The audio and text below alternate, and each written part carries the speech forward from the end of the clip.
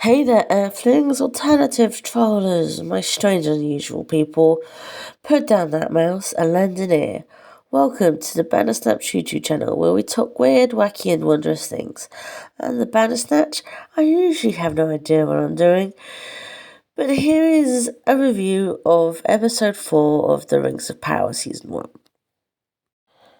I'm appreciating the fact that we start in Numenor, and we see Numenor being destroyed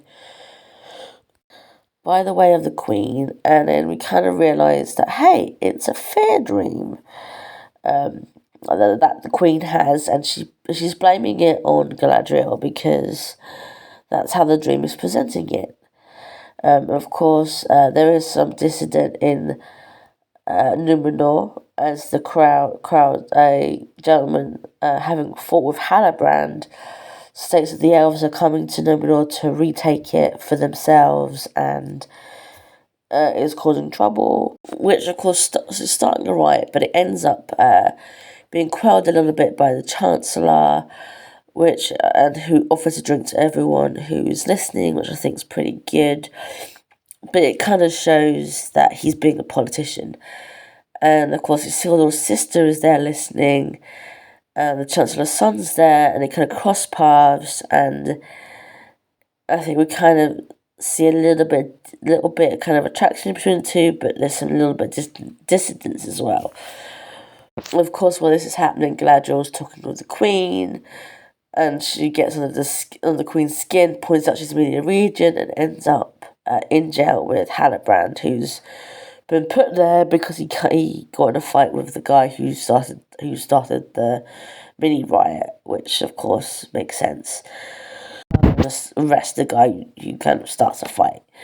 And of course we get taken to the boats where in that moment Isildur has a moment on the ship, and it causes both he and his two friends to be taken off the ship and denied finishing their training, which is the two friends don't really want to do, and they kind of leave Isildur by himself after arguing, which is not that fun. You wouldn't really want to kind of... I think it kind of shows how nasty a fight is between them, especially when it shows that Isildur's not wanting the same things they do and gets treated as such. We're then taken to Numenor, taken back to Middle-earth, and we're with Arondir, who sees, no doubt, it's the elf form of Sauron, tend to a dying orc and kill him kind of swiftly and silently. Arondir, kind of bruised and beaten up, ends up exchanging words with the elf, who asks him, "If I let you go, would you take a message to the humans who are walking to your watchtower?" I apologise for the coughing. I have a cold. Of course, at the watchtower, Bronwyn's kind of trying to lead the people as more calm, because they're kind of finding safety in numbers. But of course, there's not much food, and people are getting antsy. So of course, people are sent out. Toby is banned from leaving the tower by his mum because she wants to protect him, but he goes out anyway, and he goes and collects food with another boy. But of course, Toby being Toby, he ends up crossing paths with an orc, uses the sword he found to kind of semi-control the orc before attempting to escape, and uses the well to do so. Whilst I think the well is a pretty good idea, it does kind of trap him for several hours. So, in Eregion, Celebrimbor reveals some history about Elrond's father, Elendil, remarking they'd met and that Elrond looks very similar to Elendil. To give a bit of backstory / history, Elendil was created as a star after heading to Valinor and asking for help in destroying Morgoth during the First Age, which of course earned him the position of being a star. This all happens when Elrond is very, very little. Of course, Celebrimbor then uses this to kind of mention that Durin, Elrond's friend, is either ignoring him or trying to keep something secretive, and he's not sure which. And of course, being told this, Elrond's like, hey, if my friend's acting weird, I better go find out. So of course he goes back to Khazad-dûm and talks to Durin's wife, who lies to him, and Elrond kind of lets her lie to him. He knows Durin's still there and stuff. And of course, being an elf, he stands quite a bit far away, but sees both Durin and his wife talking, and overhears where Durin's going. So of course, goes off in search of Durin. Everyone goes off to search where they're going, and gets there, and is found by Durin and told, and not only told off, and make Durin a little bit angry, but Durin, asks Elrond to swear an oath. And Elrond does it, and he swears on his dad, which I think is a kind of like a good thing. It's kind of, Elrond's dad did something very big and earned himself like the highest honour an elf could do without going to Valinor, staying in Valinor itself. And of course, it's a very big thing for Elrond to do.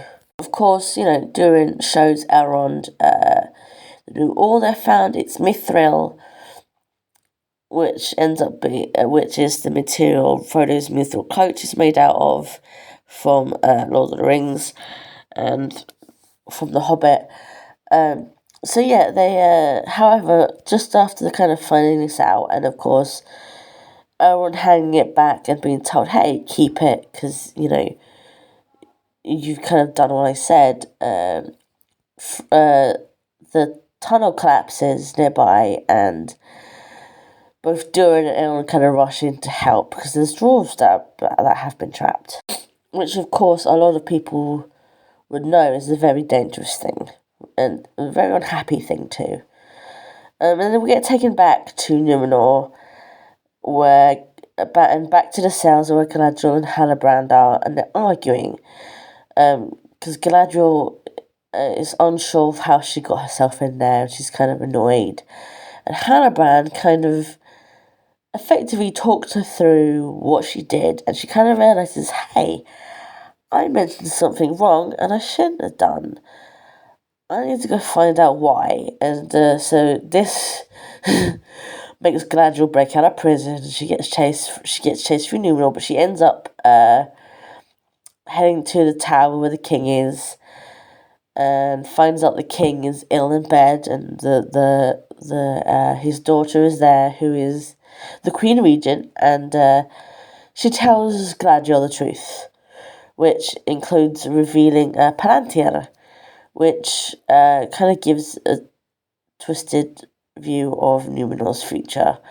Of course, those who are fans of Lord of the Rings will know that Palantir are communication tools, and they're not all the best at communication. The information they have can be twisted.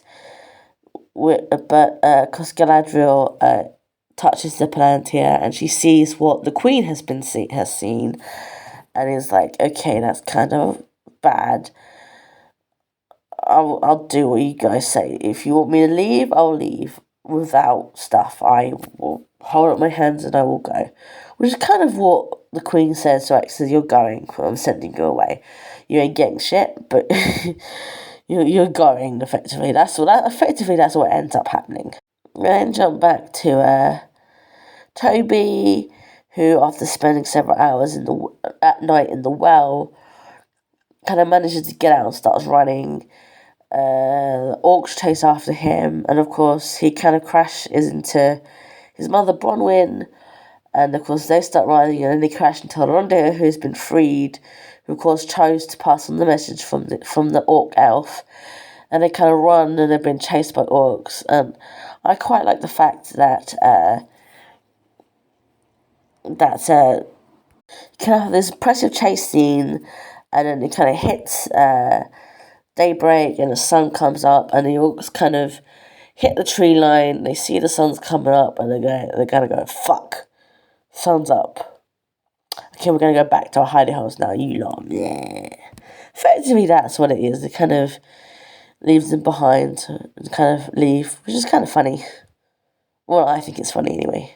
And of course, after that, we are taken back to Khazad-dûm, where we see Durin's wife showcasing pretty much what she does, which is singing to the rock. And it's very kind of nice, it's kind of very beautiful, and it's kind of a very unusual thing. Elrond kind of is off to the side, and he kind of watches and stands and listens, and he's very moved by what she's doing, and kind of once it's all kind of done and everyone's kind of gone off, he asks what it was, what she asked, and she tells him it was a plea to release the dwarf's bodies, hopefully alive, at least whole. And then, of course, Durin kind of arrives and says, "Hey, it's all good. We've got all the dwarves, and they're still alive, and it's all good." And yeah, and of course, Durin's wife thanks Elrond for being there and apologises for lying, because Durin could have ended up there, and she would have been very upset if he was also hurt. And of course, she ends up, Durin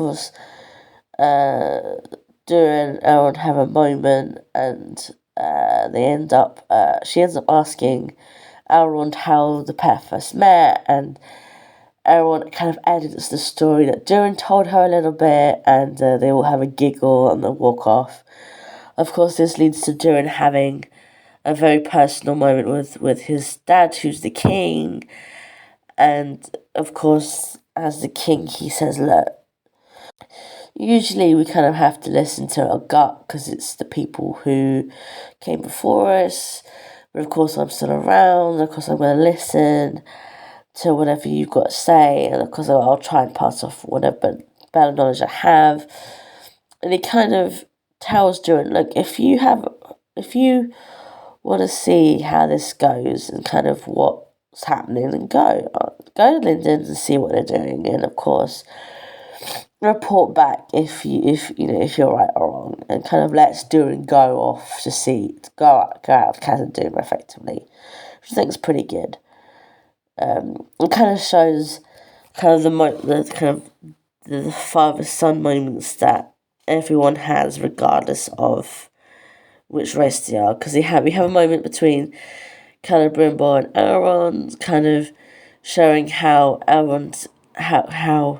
much Elrond is like Elendil, and then Elrond tells Durin about how he feels about his dad and what his dad did, and then Durin has a moment with his own dad, and it's kind of all cool.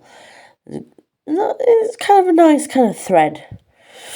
And then we get taken back to the Watchtower, where Elrond and Bronn have another kind of, well, they won't be kind of lovey moment before he tells the message from the elf: either surrender to the orcs and serve them, or die.